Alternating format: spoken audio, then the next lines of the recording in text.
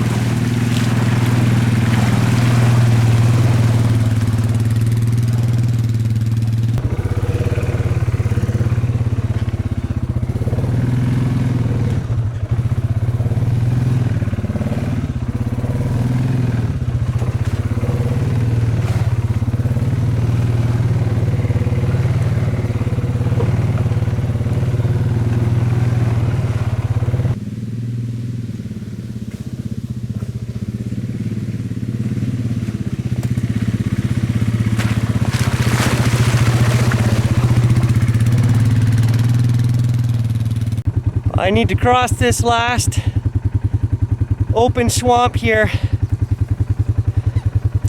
I don't know if the bike's gonna just sink out of sight. Maybe I'm an idiot for trying. I don't know, I'm gonna try it.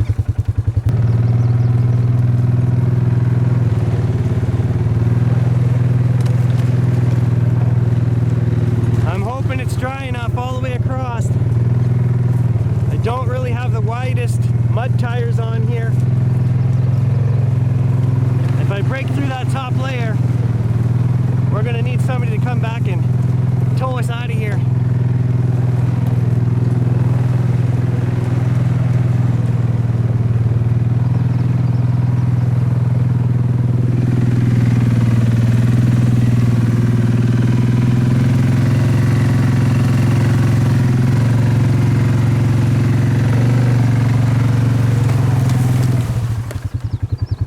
Get your ball, keep moving.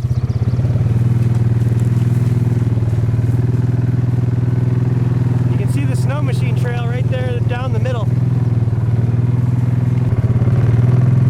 Yeah, my lips aren't the only thing that's puckered right now. I don't want to get stuck out here in the middle. It's a long weekend, and I know Tom's four-wheeler's up at his camp, so if I get stuck, the machine's gonna be here all weekend.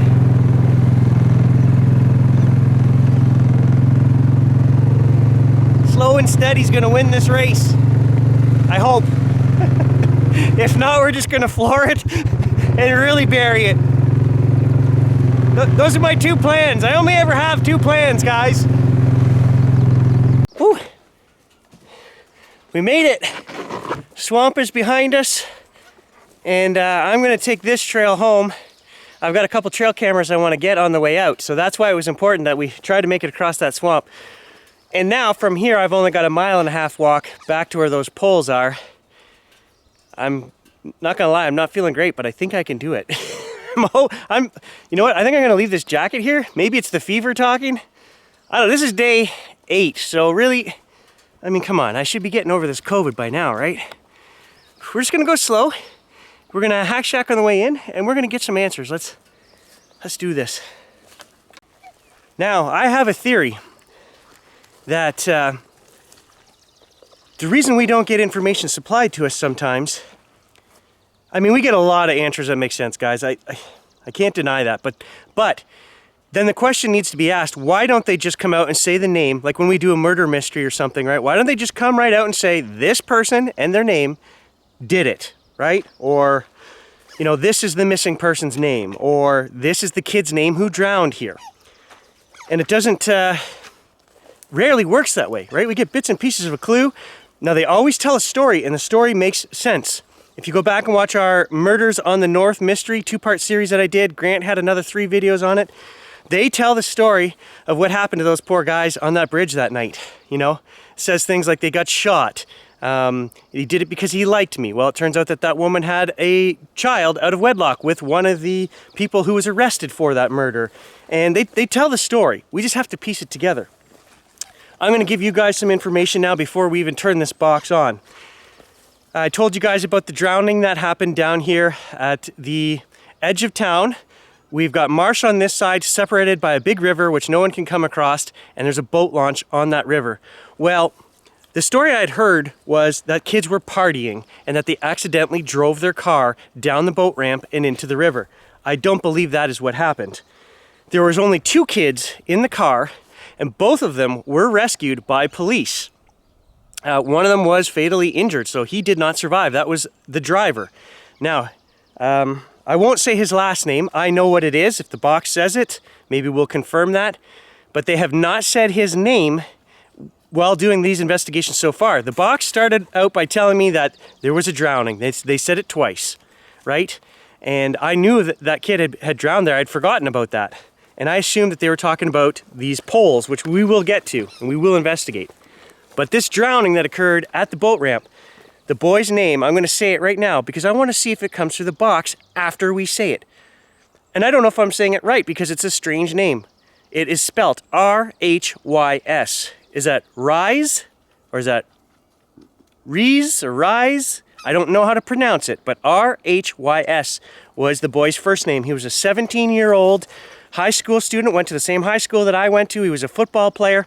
And to me, now I'm just, hey, I could be wrong here, but from what I read, it sounded like there are rocks that stop people from driving into the boat ramp. They were going such an excessive speed that they pushed the huge boulder out of the way and down into the river to get in the river. And it was the boy with his girlfriend, and she survived and he didn't. And this sounds like a love-scorned teenage thing to me. I could be wrong. We will ask about that from the box.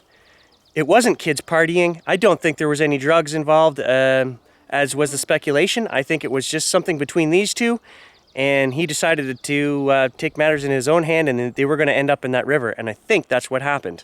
That's just my postulation on what I read, the investigating that I did, but I'd be willing to bet money on it that that's what happened, right? Young love, tragic as that is, because as we all know, right?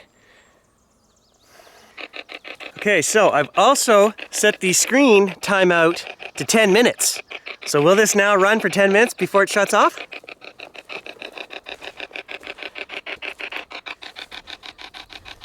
We'll find out. And this trail right here I would not have been able to four-wheel any further than this anyway, so.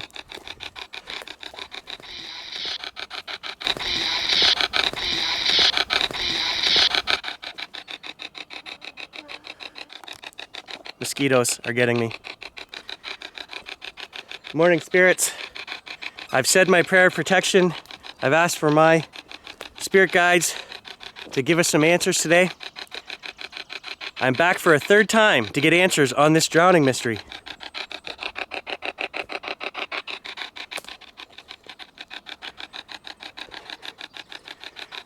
Last time I was here, we went down to the river. And I absolutely have the gut feeling that that mystery, what happened there at the boat launch, is not the mystery you guys are trying to tell me about. Is that true? I said that this is in regards to a new drowning, and your response was, shit, yeah.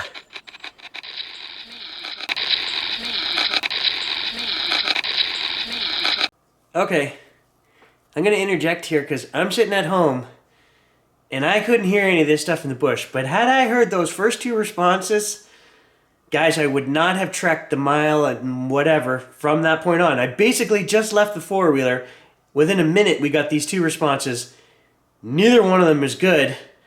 And I don't like hearing that first word ever. And then the next one saying, flee people. Well, saying get out. There's a very low, growly, get out. And then flee people, like a female voice. I have no idea where this is going from here. I think my next question was about the dark entity that followed us the last two times that said that we needed to fear it and be afraid of it. And I think I got a response there as well coming up. I'm telling you guys right now, I'm getting shivers sitting here at home analyzing this. Don't like where this is going.